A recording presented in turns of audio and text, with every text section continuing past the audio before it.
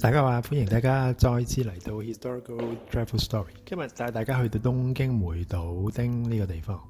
今日嘅主題叫做從德川獵場到350公尺的月台，在東京梅島的街道奏摺中讀取德川幕府的權力餘溫與都市人性。梅島係喺芳村三角洲嘅沉積平原上邊。喺當代東京地圖之中，佢被標示為竹立區一片平凡而且密集嘅住宅區。但係呢一片景觀嘅形成，與其講佢係隨機嘅都市擴張，不如話係權力流動之下嘅刻意雕琢。呢度曾經係封建權力嘅物理邊疆，御鷹場如今係高度壓縮嘅交通節點。歷史並唔係喺立青路之下消散，而係化作 Y 型嘅十字路口同埋怪異嘅車站構成，靜待步行者嘅解讀。梅島並非係光鮮亮麗嘅景點，佢係一個關於功能性犧牲同埋空間扭曲嘅生活剖面。佢嘅生命力恰恰係源自嗰種喺強權壓迫同埋技術壓制之下，依然頑強開闢生存空間嘅人性。一場係關於空間同埋生存嘅對抗，最早隱藏喺一種近乎荒誕嘅生活禁忌之中。我哋睇睇第一個故事：將軍的獵手政治與不吃年糕的禁忌。喺德川幕府嘅地理版圖之中，梅島一帶被規劃入去葛西根，係一片由木村支流同埋濕地交織而成嘅低濕地。呢一度候鳥雲集，成為將軍宣示主權嘅御鷹場。鷹狩並唔係單純嘅娛樂，而係一場精密嘅政治儀式。幕府透過管理自然嚟管理庶民。為咗監視呢一片特權嘅領地，幕府喺呢一度設立咗番所，並委派咗鳥見役巡視。更加具體咁樣、具意義咁樣，係叫做江差嘅職位，就好似紀州出身嘅加納甚內，佢專責捕捉同埋飼養供給將軍狩獵嘅準備學。呢種行政控制將原本鬆散嘅農村轉化成為透明嘅監控網絡，農民甚至被禁止驅趕破壞作物嘅鳥類。呢一種權力嘅極度不對稱，最終喺鄰近嘅四川加，即係而家嘅梅島站周側邊，凝固成為一種名叫做無餅正月嘅暫體記憶。傳說係咁講㗎。傳說某年元旦，將軍臨時興起前來狩獵鷹狩，村人忙於接待之際，一戶人家烤年糕，引發火災，驚動聖駕。這被視為對武家權威的嚴重褻瀆，全村因而遭懲罰。從此，當地村民立下元旦不吃烤年糕的戒律，作為對政權恐慌的生存防禦。呢一種集體禁忌反映咗土地權力對日常生活嘅絕對宰制，但係喺當外部嘅物理控制喺幕府開始鬆動嘅時候，一種關於內在靈魂嘅奪回運動正係悄悄咁喺梅島嘅街巷之中滋長。第二個故事：靈魂的抵抗，梅島神明宮與釋之行法。19世紀天寶年間，面對動盪嘅世局，梅島當時叫做梅田村，成為咗精神風暴嘅震央。1840年，神職人員井上正鐵喺梅田神明宮創立咗契教。契教嘅核心教義就係釋之行法，強調透過深層呼吸同埋冥想嚟回歸身心正直。從地理觀點嚟睇，呢一場係對身體同埋空間控制權嘅奪回。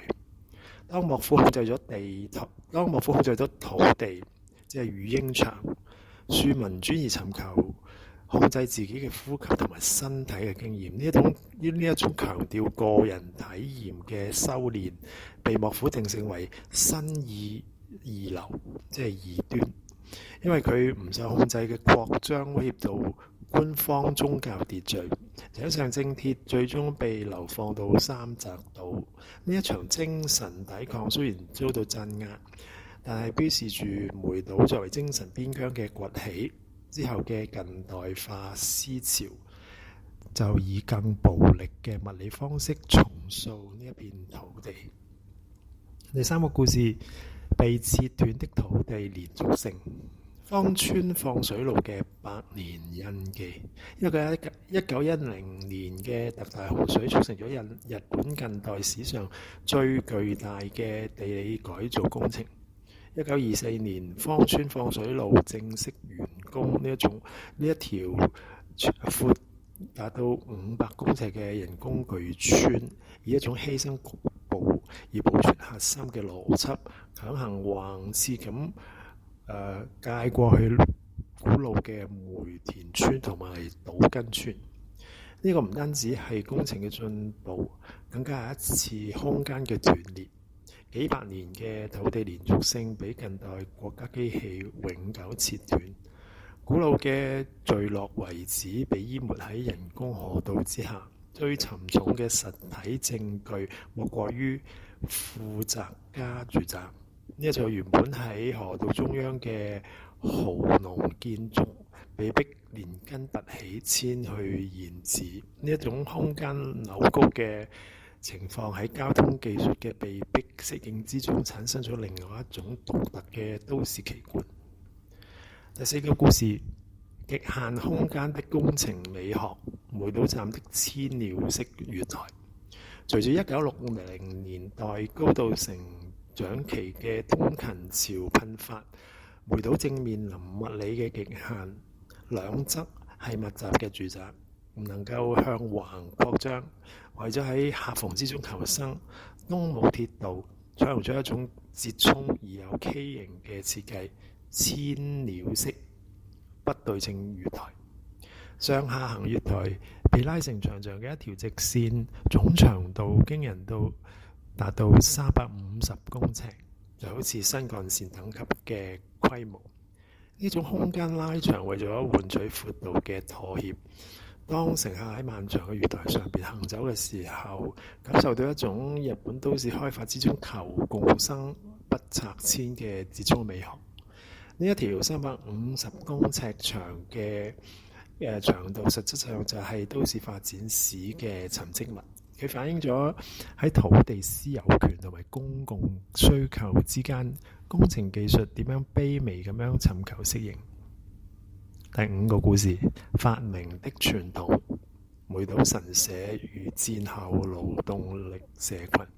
戰後嘅梅島從農業地景徹底轉變成為東京嘅勞動力基地，大量從全國遷入嘅異鄉勞工喺密集嘅加工廠同埋丁屋之中產生咗劇烈嘅孤獨同埋異鄉感。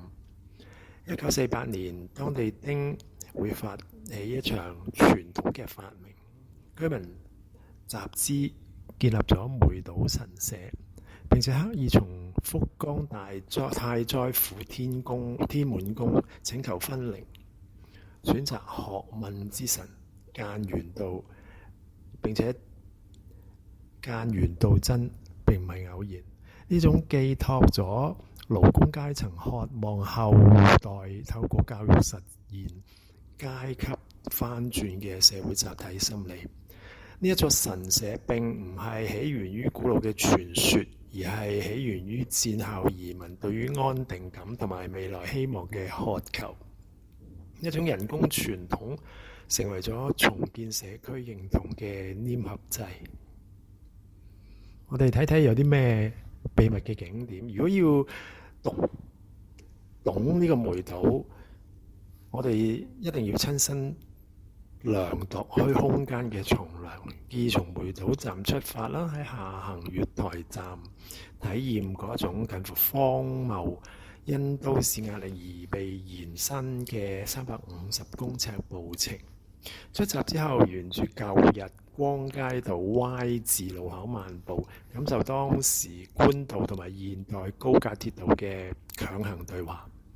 之後探訪富澤家住宅主屋，喺厚重嘅屋梁間體現大正時期因為治水工程而被迫遷徙嘅沉重感。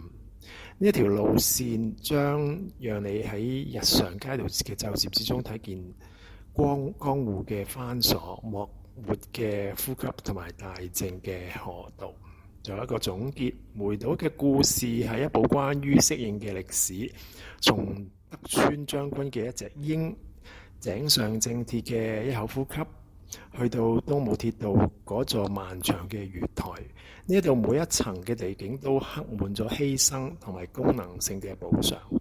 佢講俾我哋聽，都市嘅靈魂往往唔在於光鮮亮麗嘅建築，而係在於普通人點樣喺權力同埋技術嘅夾縫之中，透過靈性嘅抵抗同埋技術嘅折衷，開闢咗屬於自己嘅生存空間。